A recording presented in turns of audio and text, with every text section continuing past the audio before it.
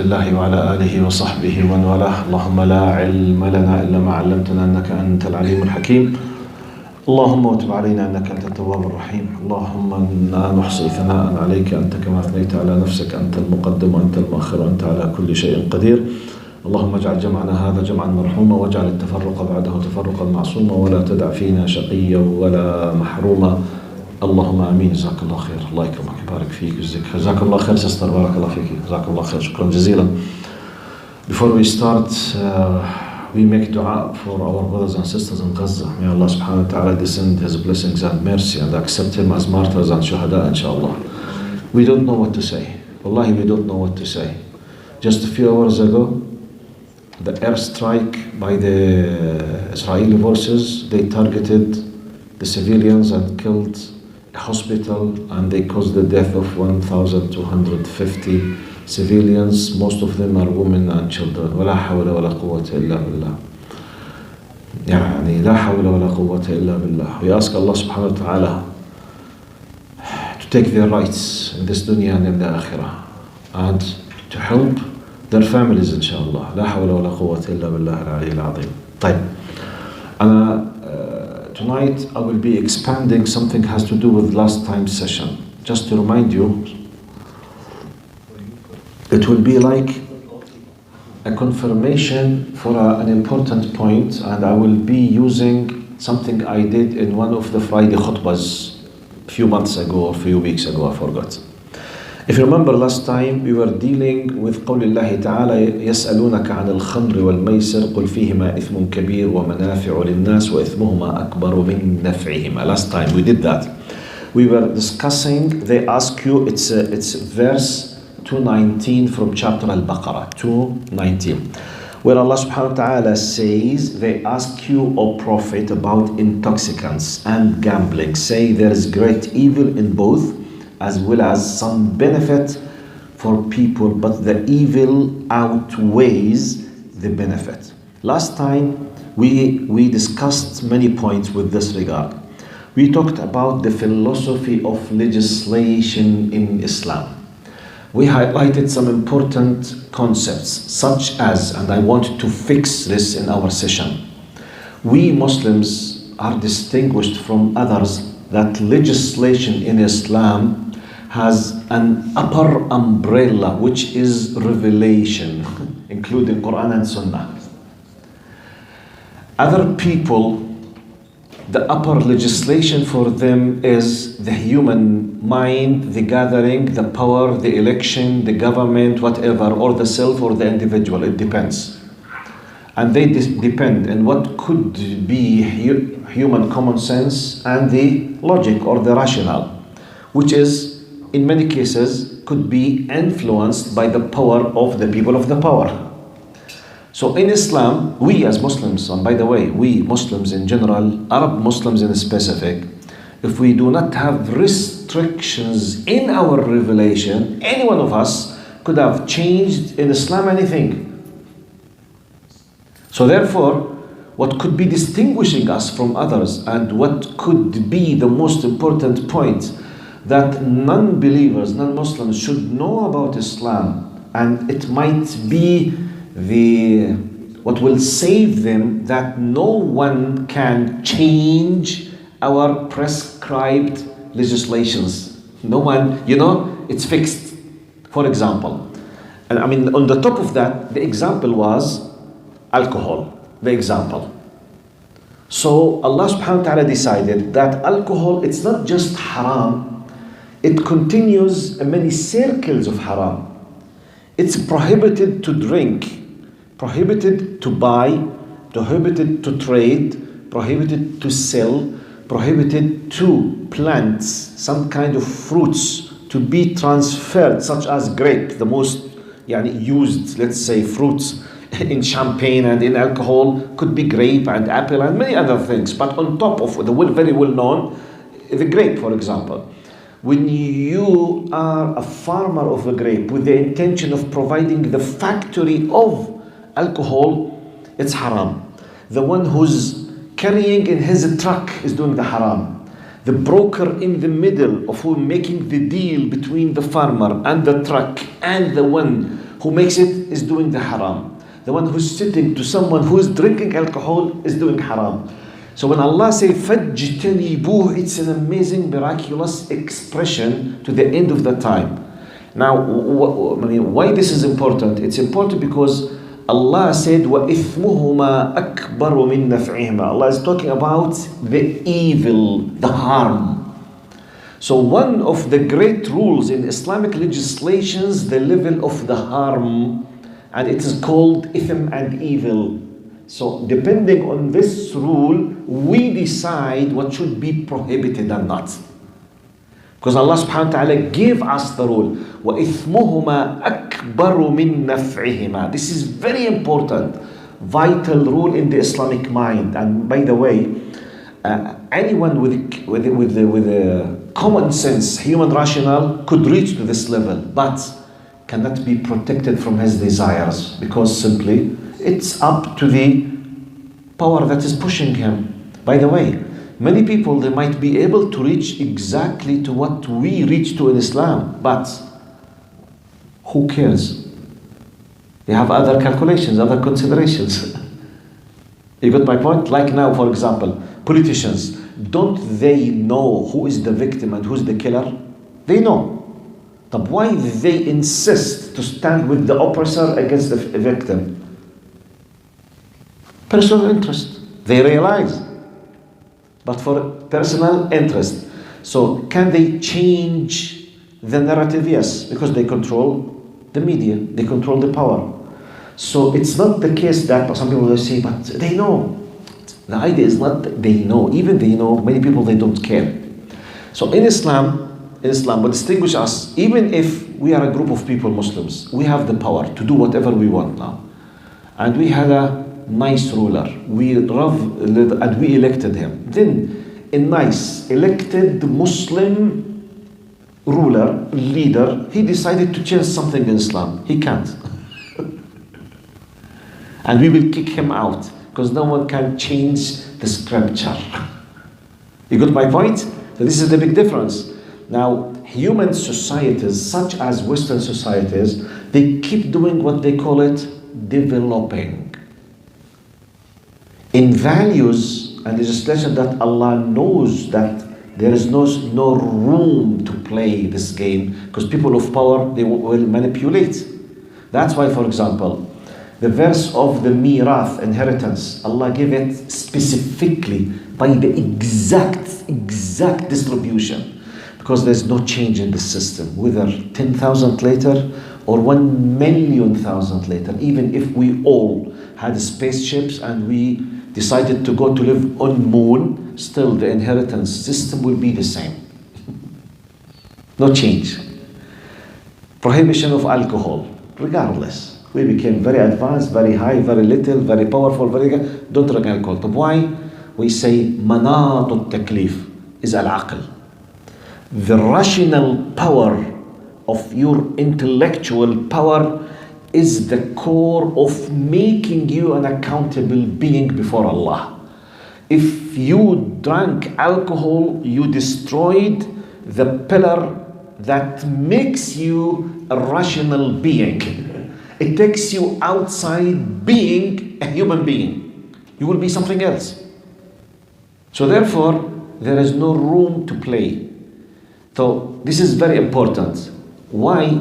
That's why Allah subhanahu wa ta'ala said, إِنَّا نَحْنُ نَزَّلْنَا الذِّكْرَ وَإِنَّا لَهُ لَحَافِظُونَ. It's we. This is the majestic we, not the plural we. Okay, because some people, especially Christian missionaries, they say, you see, Quran say, إِنَّا نَحْنُ. So your God is plural. So don't blame us about Trinity. God 3 in 1 and 1 in 3. So you have we. Even this we, majestic we, is mentioned in English, and even it's in Hebrew. In the Hebrew Bible, for the Jews, God Almighty is described by the majestic we. It's a rhetorical language. Anyway, but Allah subhanahu wa ta'ala says, it's inna nahnu nazzalna dhikra. It's we who revealed the dhikr, the scripture, and it's we who will preserve it. So therefore, something like drinking alcohol or gambling, okay, or prostitution or riba, no one has the right to interfere in it. It's prohibited. No way. While we can witness, many people, they change, they realize it's bad. What could be more evident than just 2 years ago in COVID, when they want not to destroy the society financially, they commanded in North America banks to deal with zero interest rate. Why? Why zero interest? Just ask yourself. Consider yourself an atheist, an unbeliever. Why, when they want to save the society from full collapse, they commanded banks to have zero rates interest? Consider me a crazy person? You tell me. Why? Because they realize.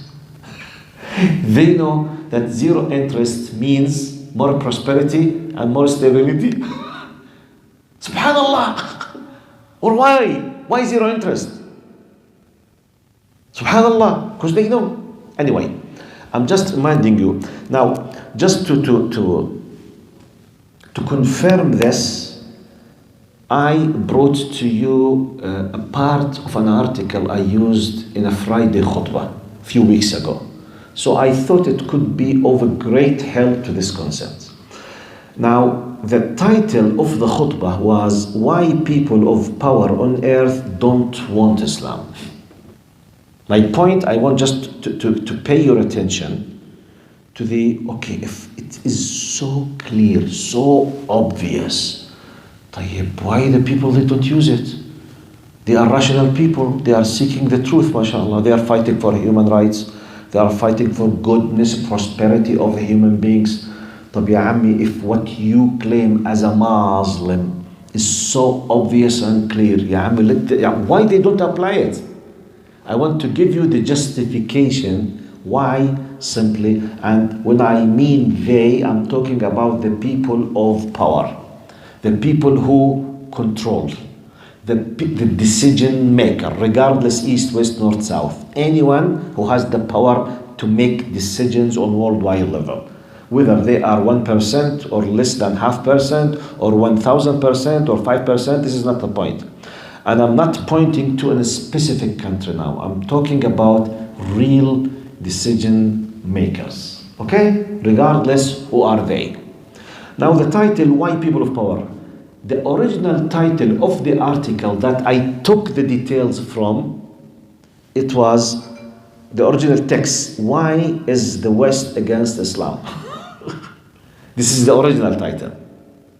I used another title, Why People of Power on Earth Don't Want Islam. Because it's not just the West. Anyone who has authority of power does not want Islam. Wow, but why? Let's see why. Just like enlightenment, just to have an idea. Really? Could it be? Yes.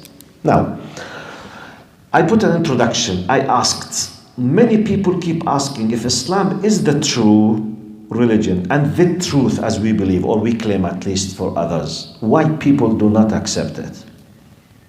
If Islam is so clear, why people do not accept it? Why? By the way, is it a valid question or not? We keep claiming that Islam is the best. Islam is clear. Islam is so true. Islam. Like now, for example, we all realize by common sense, by rational thinking, that alcohol is damaging and it's harmful.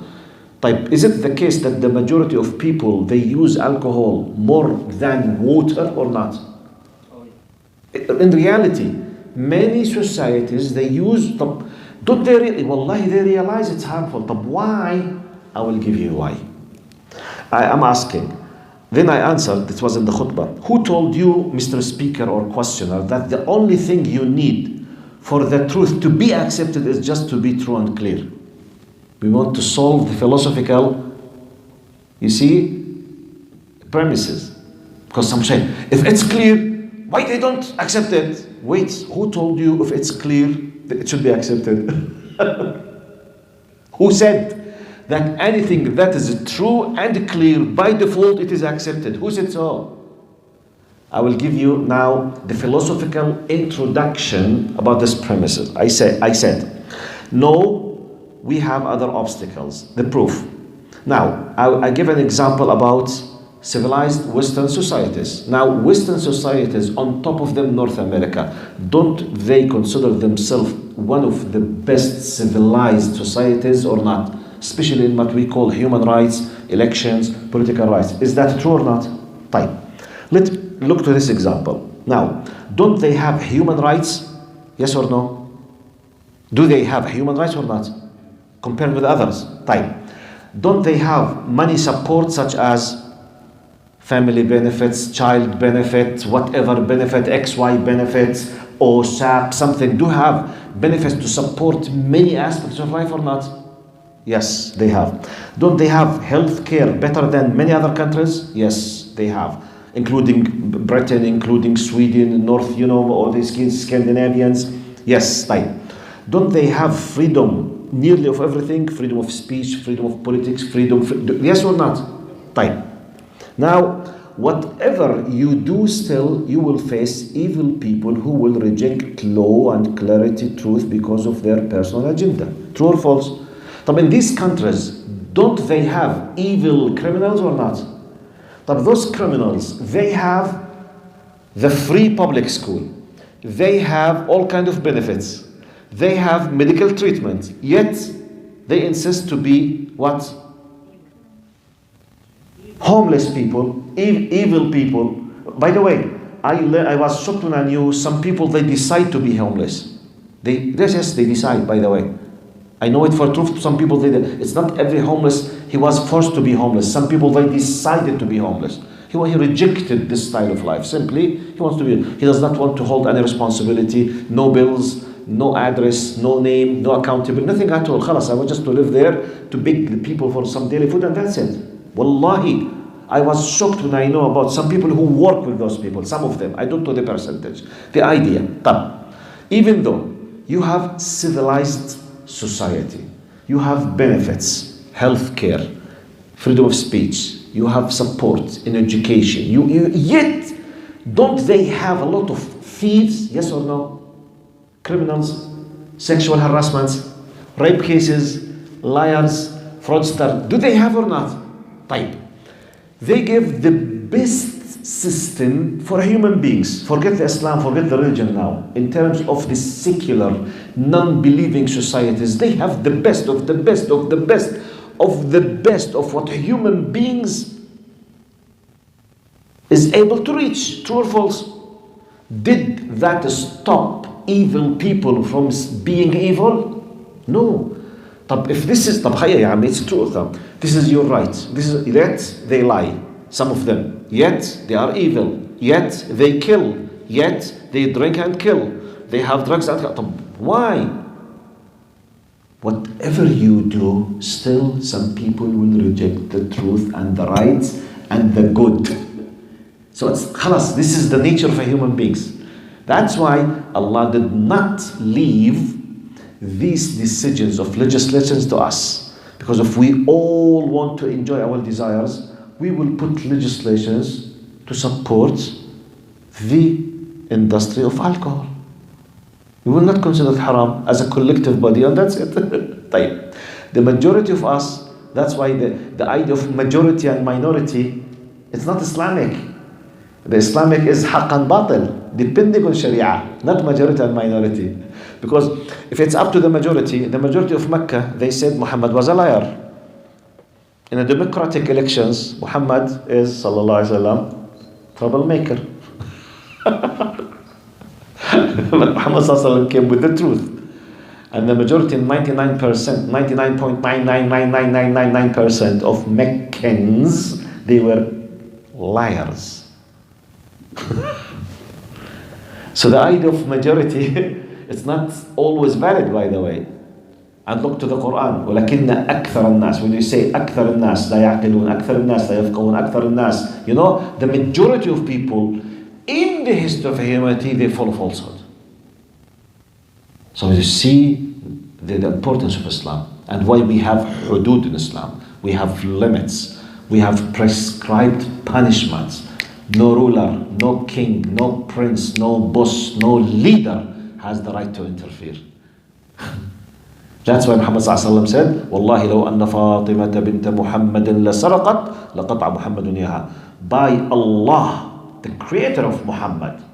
If Fatima, Fatima is the most beloved daughter of Muhammad sallallahu alaihi wasallam. If she committed a theft, Muhammad would have cut or chop her hand. Ooh, he has no right to stop it. Wow. By this, people will respect, the good and bad and right and wrong and something. Anyway, now this was my introduction. Now let's come to the article.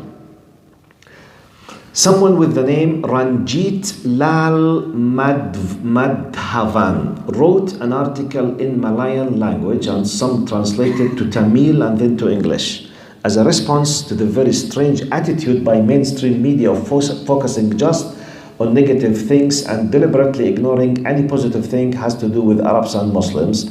This happened in the context of Western mainstream media attacking Qatar World Cup.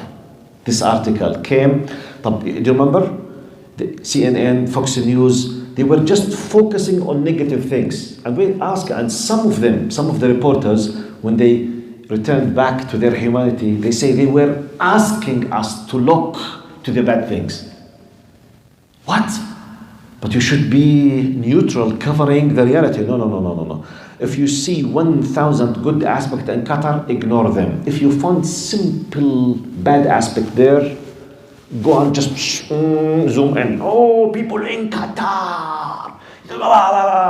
And they might discover that this person who's committing this problem is a British. British? Oh, sorry, we made a mistake. Okay, we need an Arab. Because it's the good example in the Western media. La hawla wa la quwwata illa billah. Double standard, very biased. And we are witnessing this now. Anyway, look what he said. Now, I'm quoting part of his article. What was my title? Why the people of power don't want Islam. His article, why it is that the West does not want Islam. What is the main title? I'm trying to give you an idea about when talking about how obvious and clear that alcohol or gambling is bad. Why they don't apply it. Look now. He says the global drug trade is worth $321 billion US dollar a year. Alcohol sales in the world are $1,600 billion per year. The global arms trade is worth about $100 billion a year. The prostitution business, which includes human trafficking and porno sites, they are, one circle. The prostitution business is worth around $400 billion a year in this world. The gambling business is around $110 billion a year in this world. He continues, I'm quoting now, Islam stands against $2,380 billion business every year. He chose just 5 aspects, about 2.3 trillion. He continues, Islam stands against 2.3 or 2.4 trillion dollar business every year. Each of the above industries, focus now, are run by private corporate bosses. Private corporates. What? Yes. How come yes? Do you know what is the market value of Apple? 1 trillion. At least, just to the best of my knowledge, the last month. 1 trillion. No. They used to be. They exceeded the $2.0 trillion. Trillion. I'm talking about Apple. 2.0 trillion. 2,000 billion company. Do you know what does this mean? By the way, my country back, Jordan, to the best of my knowledge, the yearly budget of the whole state of 11 million Jordanians, the full budget is just $10 billion. Apple market value is $2 trillion. If you put Google, Microsoft, with this, you will be talking 3 companies is equal to 90% of budget of states on earth. Go back. Islam stands against 2,380 million, which is nearly $4 trillion business every year. Each of the above industries are run by private corporate bosses. If the world accepts the Islamic policy of not selling alcohol, liquor, drugs, the loss will be about just $2 trillion in the drug mafia's business. Just alcohol and gambling. The mafia of this business will lose 2 trillion if Islam is applied.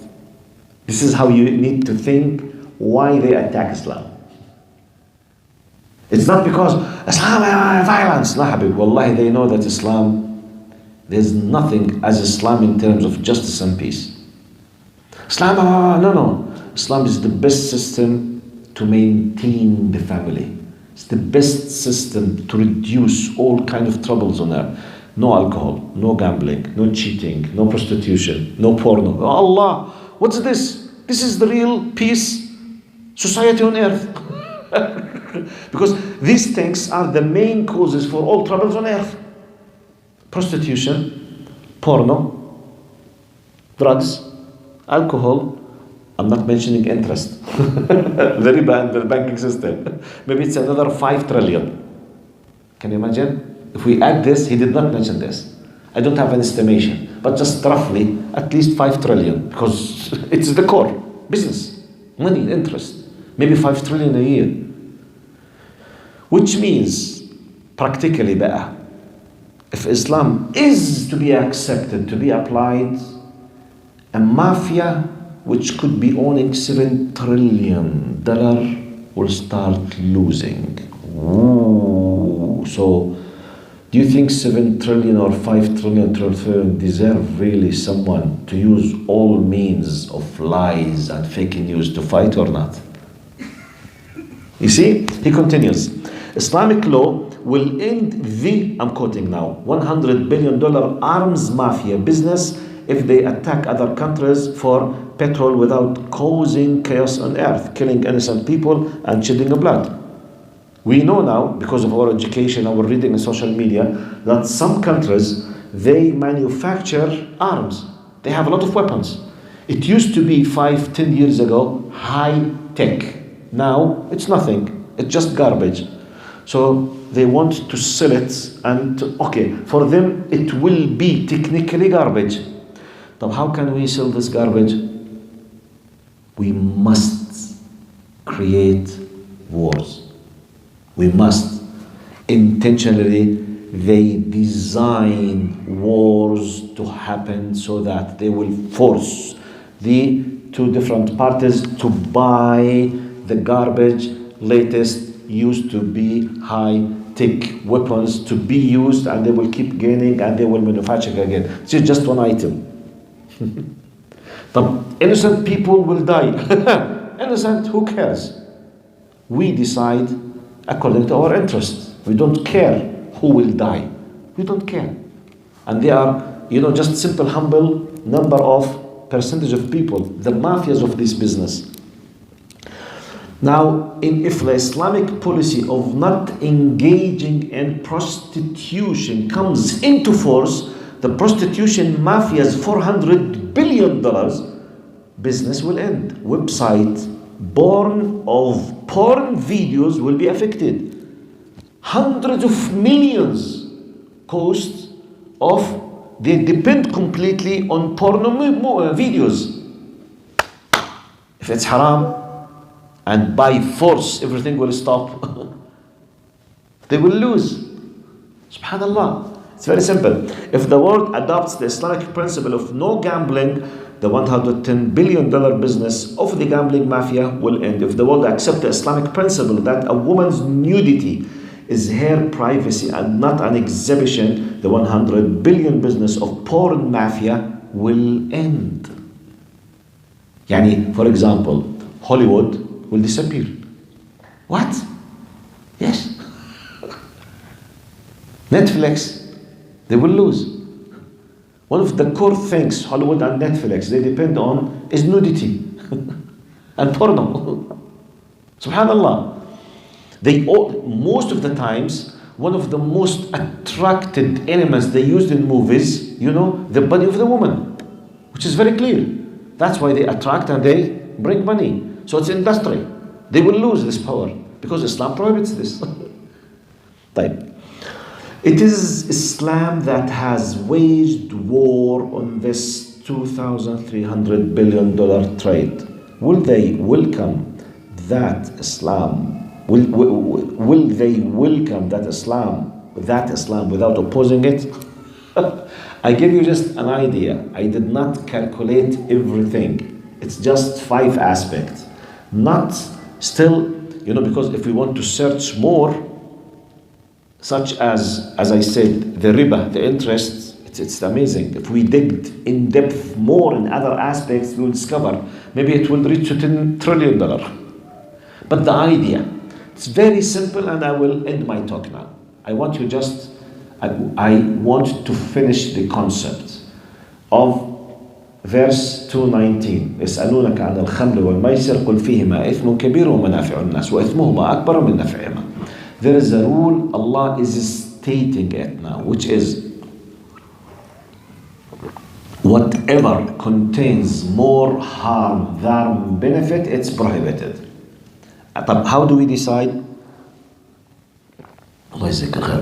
How do we decide the harm and the benefit? We have 3 main areas in Islam. Aql, fitra, 2 basics we share with humanity. The aql, the rational thinking, the power of intellect, okay? And the human nature, the fitra. Some certain things we consider it by default. We realize it. And we have a 3rd thing, but it is number 1 in terms of the priority, which is the wahi, the revelation, the shara, Quran and Sunnah. The rest, they don't have this. So therefore they are in ups, downs, good, bad. But it depends who's controlling and who's rolling. It depends who's controlling from behind. That's why, for example, we have a clear-cut example in North America. Whether we are discussing Republicans versus Democrats or conservatives versus liberals. There are 2 groups. They don't represent everyone.